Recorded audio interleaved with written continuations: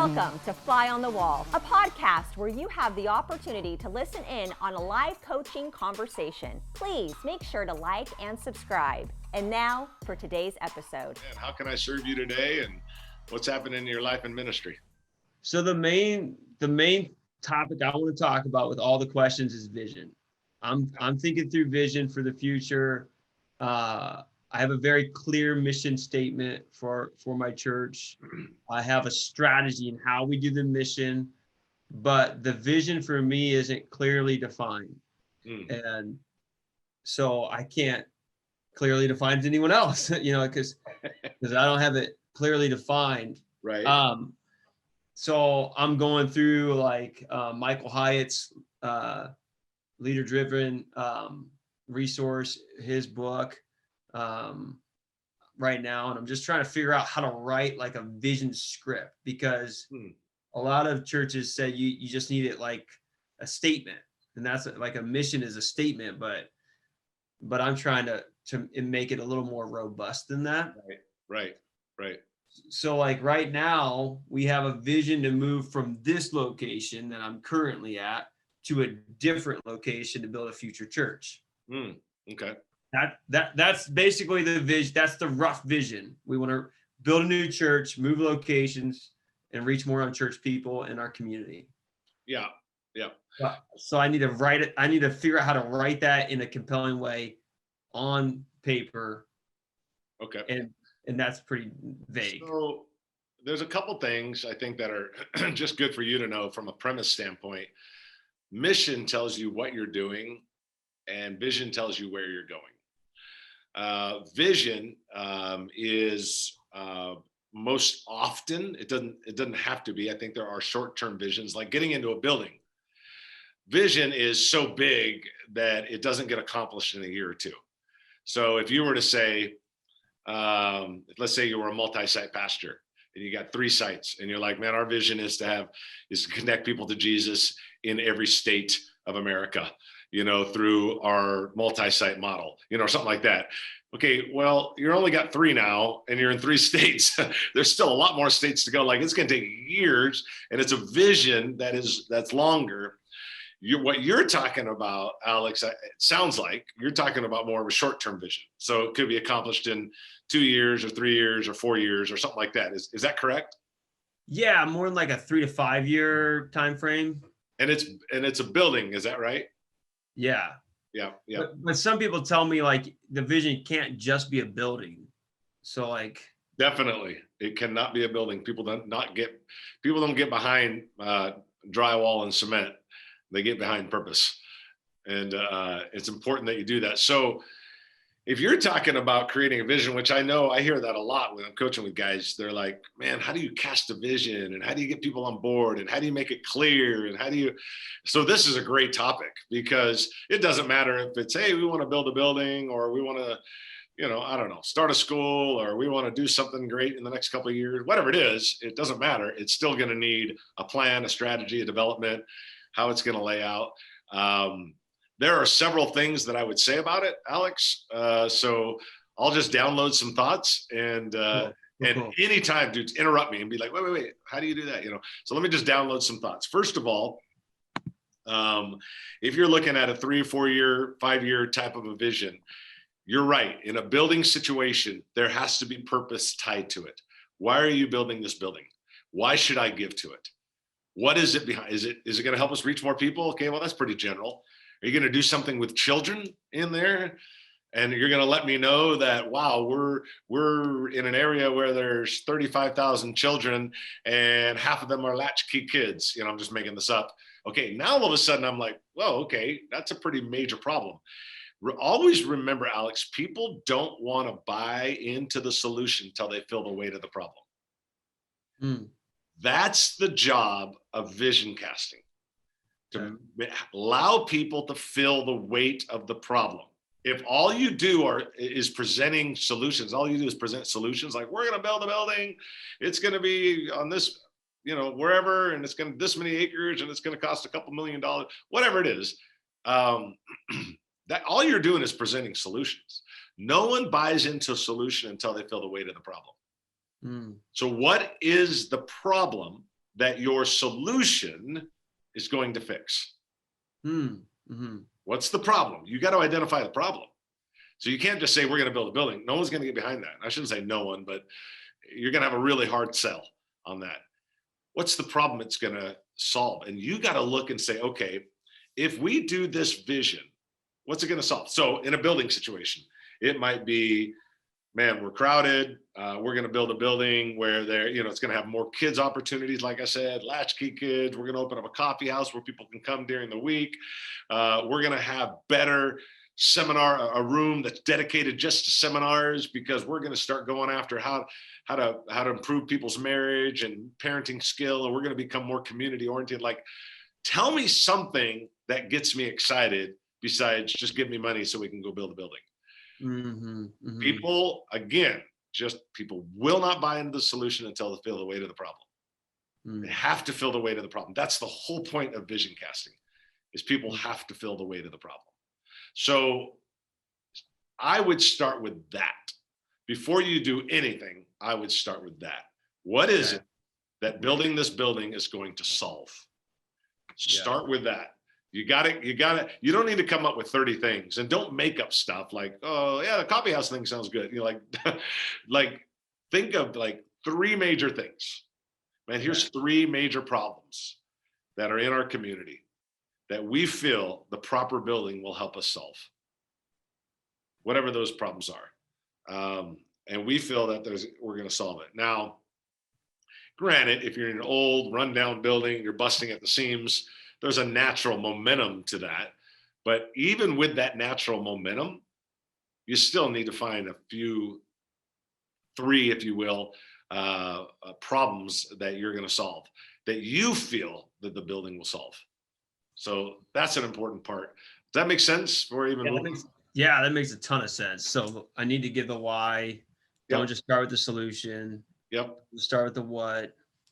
Yeah. Don't start with what. Don't start with where. Start with why. Always start with why. Why is this so important? What is it? What is this thing going to solve? The problem it will solve. The second thing is that I would look at that is, once you start getting that, remember this. Now, once you get that clarified in your head, and you can put it to paper, and it's very clear. You're going to want to start from the top and work your way down. What I mean by that is, the meeting before the meeting is always the most important meeting. It is always the most important meeting. The meeting, I always tell people, the meeting is not important. It's the meeting before the meeting that's most important. So it's like, I got this, and I've walked through the board with it, and they're in it. They see it. They've caught the vision. That may take a couple meetings. It may take several meetings. I don't know. I don't know where your board's at. I don't know how much you guys have discussed it, but it's like, guys, I've put this on print. Here's what I'd like to see happen. I haven't worked out all the details financially, but here's why. And then they're going to want to know details. Okay. And then you might come back with, okay, here's how I think we're going to do it. Maybe you start with why with them, and then you go into details. I don't know where you're at with the board, so you got to figure that out. But then it's, okay, now we're going to meet with the department heads of the staff and make sure that they're on board. Then I'm going to meet with all the key leaders. I'm going to make sure they're on board. Then I'm going to meet with all the volunteers. I'm going to make sure they're on board. Once you meet with the board, the staff, the volunteers, and the leaders, when you meet with all them, then you announce it to the church. I'm going to say it's a slam dunk, but you're almost all the way home, because you took the time to have the meeting before the meeting. Does that make sense? Yes. Yeah. If you don't have the meeting before the meeting, you just bring it to the church. You better get ready for a lot of wonderful questions over the next few weeks. But if you got the board all in, the staff's all in, the leaders are all in, the volunteers are all in, the rest of the church will follow. You got to get the tribe leaders on board.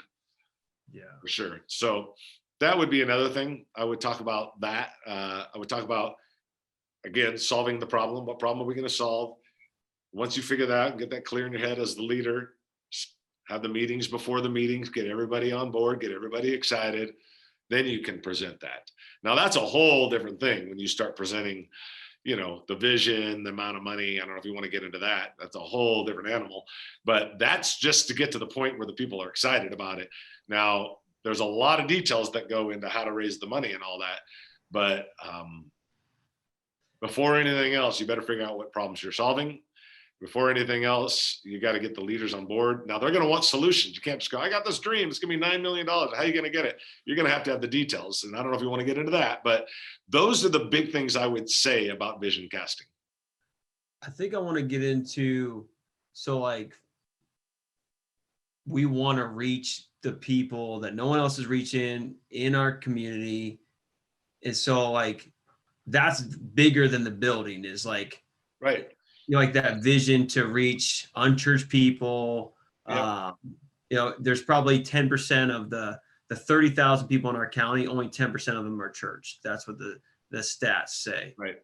So like, how do we reach those people? And that's the bigger vision, but how do I help people with a roadmap for that, other than just like a general statement of like, we want to be a church that reaches unchurched people?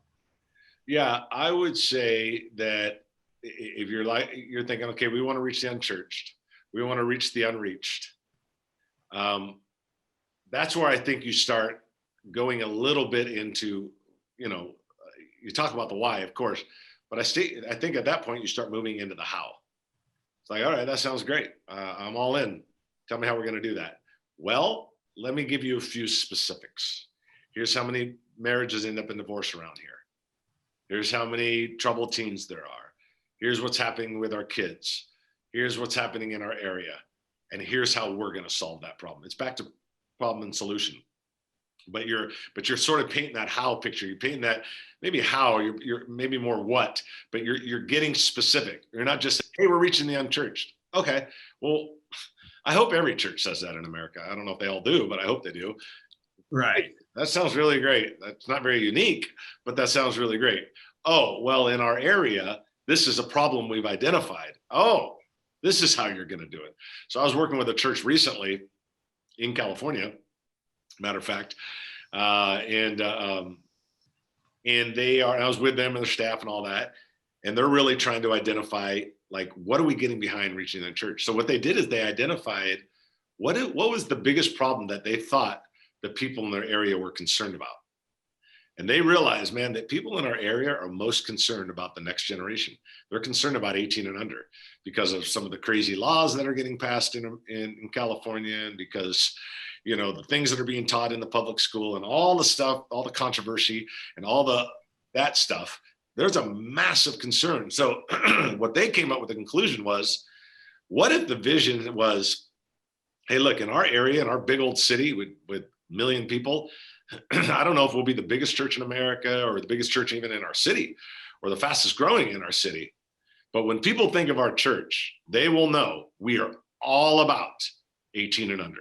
They will know that we go all in with youth and children. They will know that we do parenting classes. They will know that we do stuff Monday through Friday.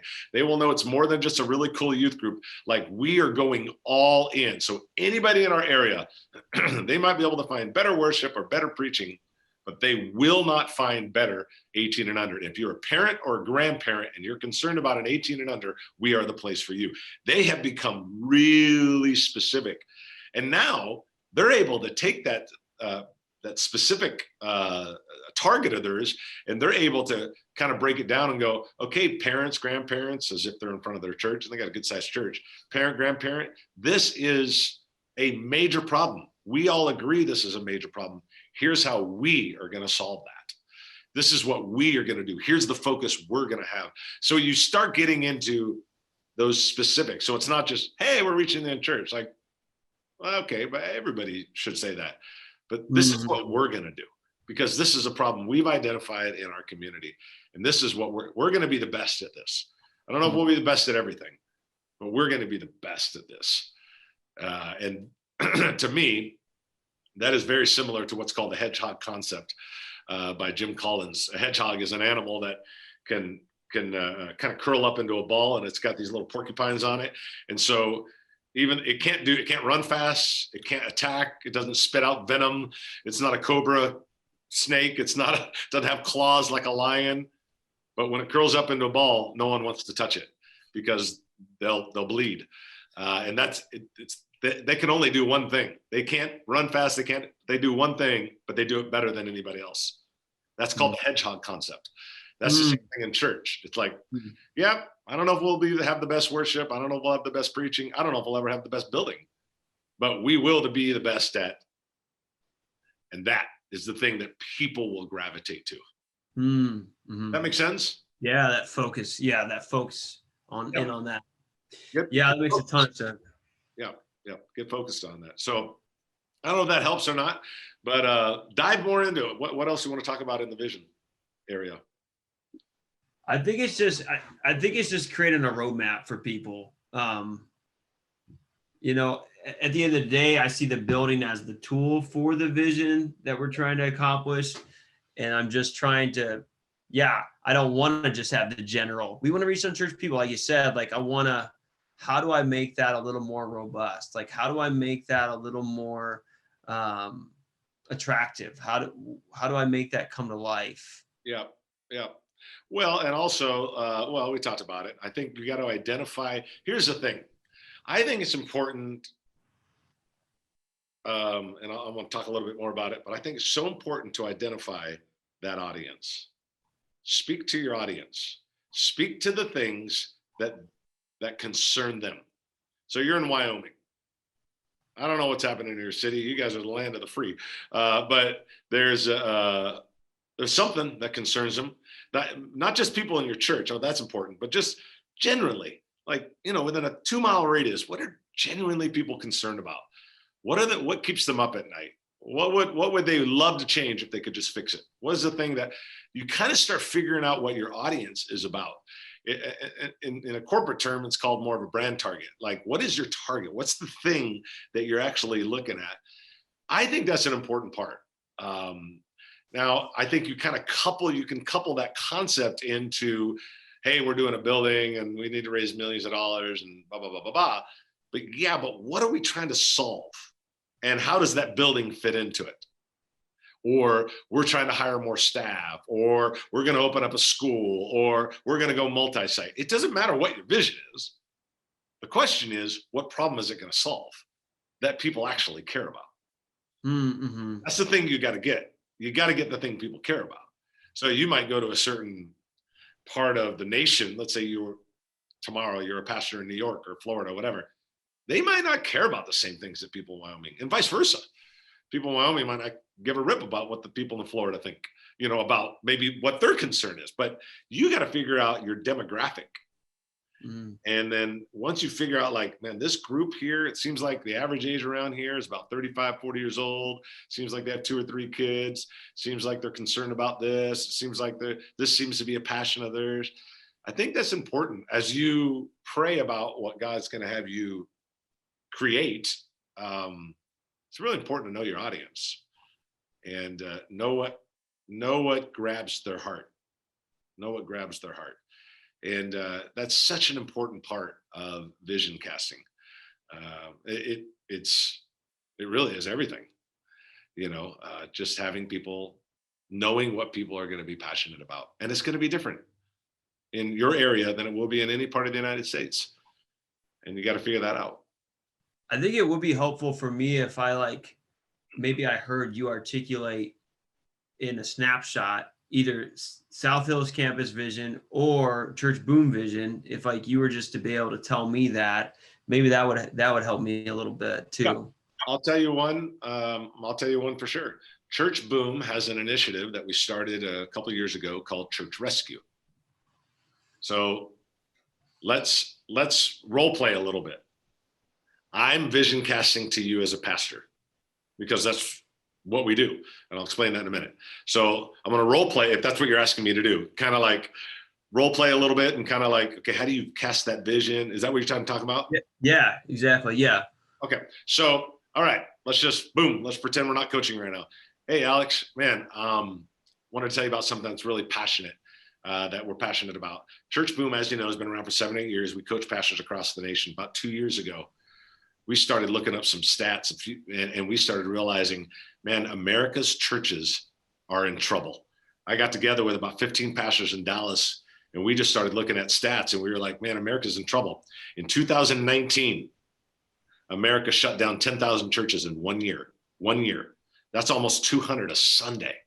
Right now, we are averaging 70%, 70 to 72% of all churches are in decline. For the first time in America's history ever, we've dropped below 50% of people that claim any sort of faith. And the number one fastest growing religion in America is Islam. If you look from 1950 to now, this would be Christianity, this was Islam in America. 1950, we're now at 2022. We are a handful of years away before the Islam religion becomes the number one. You know, I got to tell you, Alex, it's probably not going to affect you that much, but it will be a different world for your children and your grandchildren. It's going to be a different world. This is what we've decided to do, man. We got to rescue the churches. These churches that are 30, 40 and dying, we got to rescue them, because if we rescue them, man, we rescue America, and we want to rescue them. So how do we rescue them? We give them free coaching. We give them free training. We give them grants, financial help, emergency funding. We're coaching a couple hundred churches a week now. We're wanting to get that up to 1,000 a week. We want to do what we can to rescue these churches and to stop the bleeding and to get these churches out of the ER. We think that the bride of Christ is in the emergency room, and we're trying to get it out of the emergency room. And how are we doing that? We are partnering with healthy churches across America and saying, will you put us on your mission budget? Will you put us on, take an offering for us? Will you do this? Will you help us and be a partner with us in solving this problem of America and their dying churches? So there you go. Now, in that 2 minutes, I stated the problem. I talked about statistics. I talked about the dying churches. I talked about a rising religion. I talked about reports that I saw. This is a major problem. And you're probably going, dang, that's a lot of churches being shut down. Man, 70% are in decline. Islam's the fastest growing. Whoa, that's huge. And then I said, now what are we going to do about it? We're going to train them. We're going to help them. We're going to get behind these churches. We got hundreds of churches working now. We want to work with thousands. Here's how you can be a part of the solution. I didn't even come into the solution until the very last part. Hey, man, we need your help. We need healthy churches to partner with us. And so you can see how it was like, here's a major problem.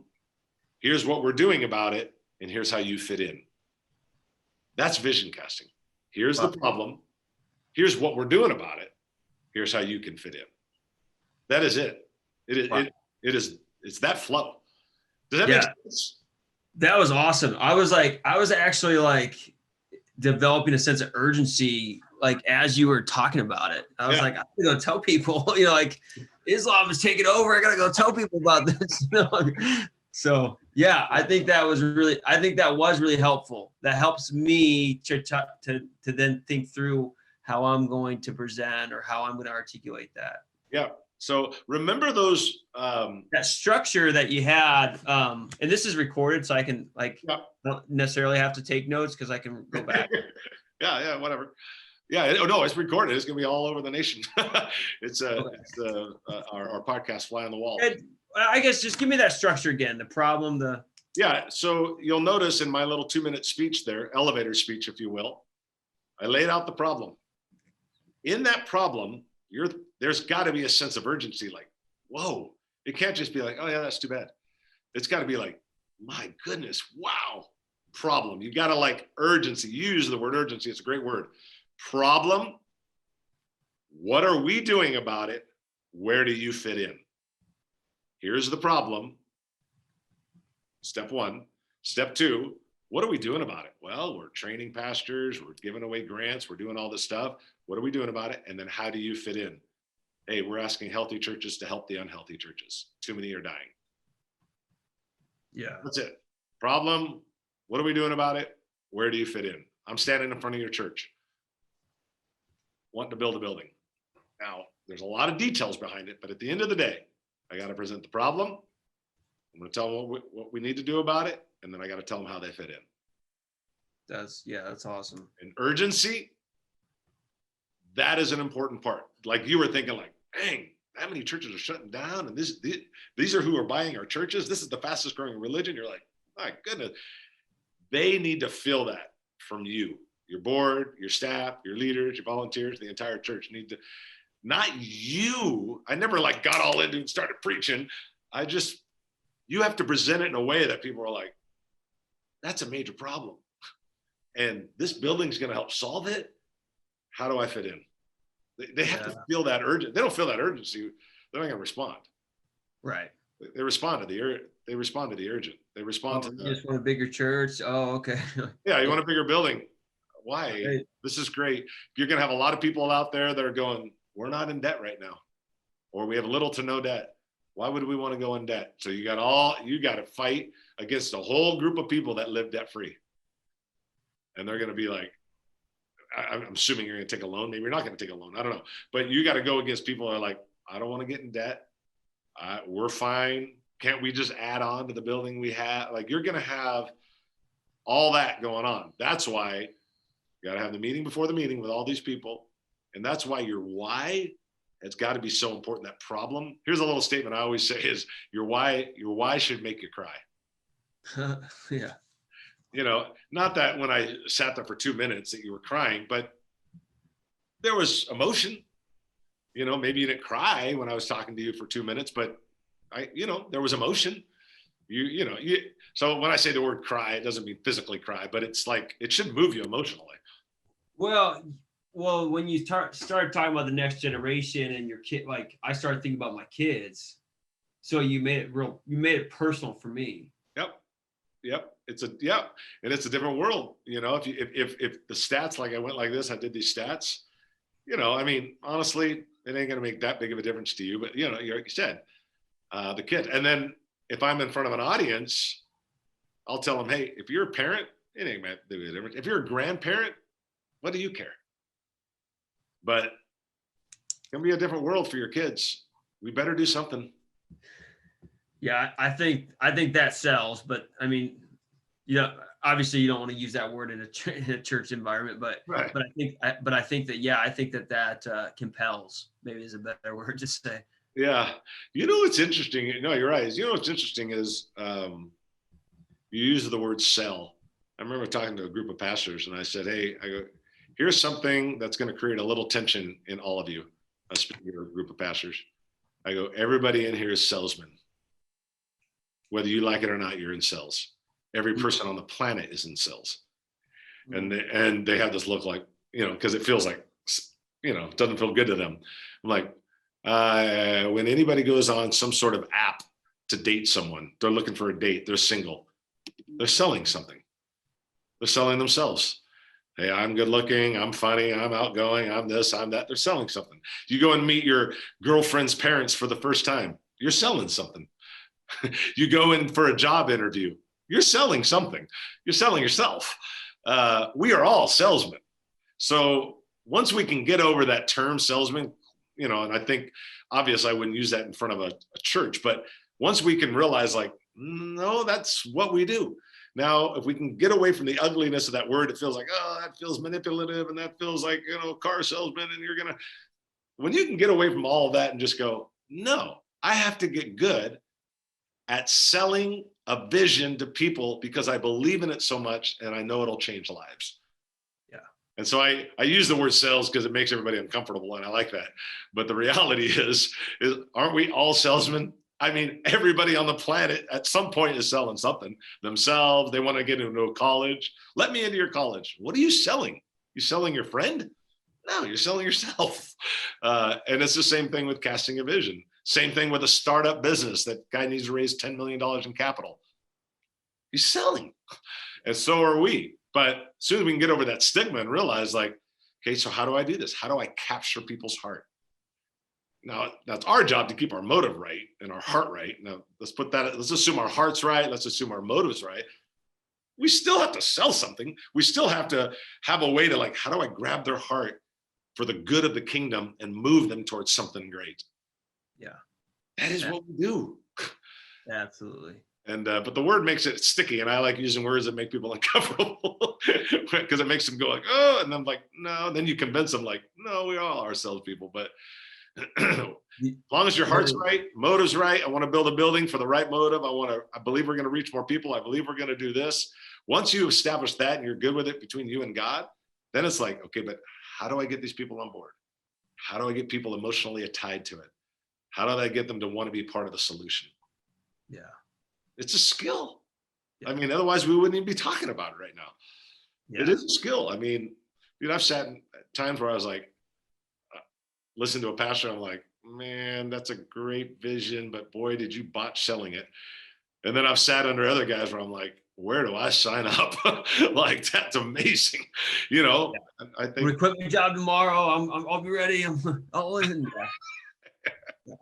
Right. Well, anyway, man, is there anything else? Our time's coming to a close. Is there anything else I can help you with, or any other things? No, I think this has been really good. I think this has been really, I didn't know how to ask all my questions, but I think this was really helpful. I'm hoping I can listen to it again and get some Cool stuff going. So, well, whatever you need, let me know. Always great seeing your smiling face. And if there's anything I can ever do for you, let me know. But great chatting with you, bro. all right. Thanks a lot, Chris. Hey, dude. We'll see you, man. Have a good day. Thanks for stopping by today. We hope you enjoyed it. Don't forget to like, subscribe, and to be on the lookout for more podcasts from Fly on the Wall. See you next time.